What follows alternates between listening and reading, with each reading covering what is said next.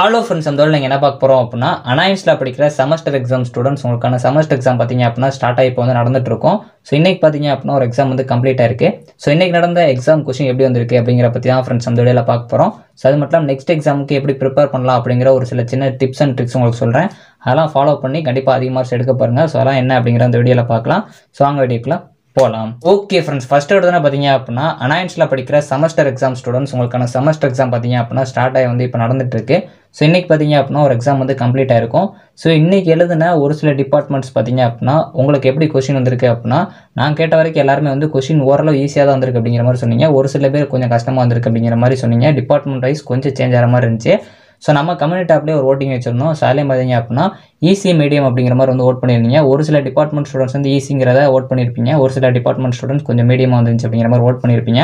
So உங்களுக்கு இன்றைக்கி exam எழுதிங்க அப்படின்னா கொஸ்டின் எப்படி வந்துச்சு அப்படிங்கிற மறக்காமல் கமெண்ட் பண்ணிட்டு, நீங்கள் என்ன நம்ம கமெண்ட் ஆப்பில் ஓட் பண்ணல அப்படின்னா மறக்காமல் கிளிக் பண்ணி ஓட் பண்ணிக்கோங்க.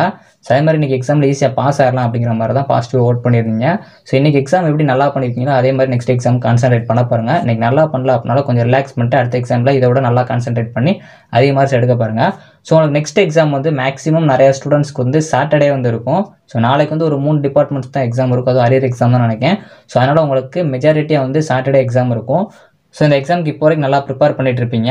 ஸோ அதே மாதிரி ஒரு பிளானிங்கோட வந்து எப்பயுமே படிங்க. ஸோ என்னோட சஜஷன் படி எப்பயுமே வந்து பேக்லேருந்து படிங்க. பேக்லேருந்து படிச்சிங்க அப்படின்னாலே உங்களுக்கு ஈஸியாக இருக்கும்.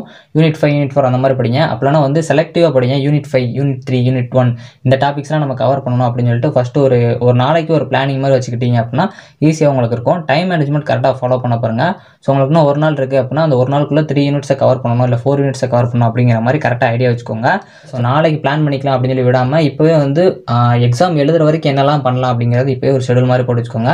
கண்டிப்பாக கீ பாயிண்ட்ஸாக இருக்குது அப்படின்னா அதை எழுதி பாருங்கள். ஸோ கண்டிப்பாக ஹார்ட் ஒர்க் பண்ணி படிங்க. உங்களுக்கு கொஸ்டின் நீங்கள் எவ்வளோ ஹார்ட் ஒர்க் பண்ணுறீங்களோ அதுக்கேற்ற மாதிரி ஈஸியாக தான் வரும். ஸோ அதனால் வந்து நீங்கள் கான்ஃபிடென்ட்டாக படிங்க. ஒரு பிளானிங்கும் ஒரு ஷெடியூலும் ஒரு எய்மும் வச்சுக்கோங்க. கண்டிப்பாக உங்களால் வந்து நல்ல மார்க் எடுக்க முடியும், ஒரு சக்ஸஸும் அடைய முடியும். ஸோ அதனால் வந்து ஈஸியாக வந்து நீங்கள் பாஸ் ஆகணும் அப்படின்னா கண்டிப்பாக வந்து ஒரு பிளானிங் வச்சுக்கோங்க. நல்லா ஹார்ட் ஒர்க் பண்ணி நிறைய மார்க் எடுக்கணும் அப்படின்னாலும் ஒரு பிளான் பண்ணி ஷெடியூல் போட்டு கரெக்டாக படிக்க பாருங்கள். ஸோ ரொம்ப நேரம் உட்காந்து படிச்சுட்டே இருக்கணும்னு இல்லை, நீங்கள் குறிப்பிட்ட டயத்தில் எவ்வளோ நேரத்தில் நீங்கள் வந்து கான்சென்ட்ரேட் பண்ணிக்கிறீங்களோ அதில் படித்தா கூட நல்ல மார்க் எடுக்கலாம். அதனால் வந்து அந்த டைமை கரெக்டாக ஃபாலோ பண்ண பாருங்கள். ஸோ நீங்கள் ஓவராலாக கொஸ்டின் வந்து மேக்ஸிமம் மீடியமாகவும் ஈஸியாக வந்திருக்கு அப்படிங்கிற மாதிரி ஓட் பண்ணியிருக்கீங்க. ஸோ உங்களுக்கு கொஸ்டின் எப்படி இருந்துச்சு அப்படிங்கிற மறக்காமல் கமெண்ட் பண்ணுங்கள். ஸோ அதே மாதிரி நெக்ஸ்ட் எக்ஸாமுக்கு ப்ரிப்பேர் பண்ணுறீங்க அப்படின்னா கண்டிப்பாக வந்து நான் சொன்ன மாதிரி ஒரு சில டிப்ஸ் எல்லாம் ஃபாலோ பண்ண பாருங்கள். இந்த வீடியோ பிடிச்சி அப்படின்னா லைக் பண்ணுங்கள், ஷேர் பண்ணுங்கள், கண்டிப்பாக சப்ஸ்கிரைப் பண்ணுங்கள். தேங்க்யூ ஃப்ரெண்ட்ஸ், நெக்ஸ்ட் வீடியோவில் சந்திப்போம்.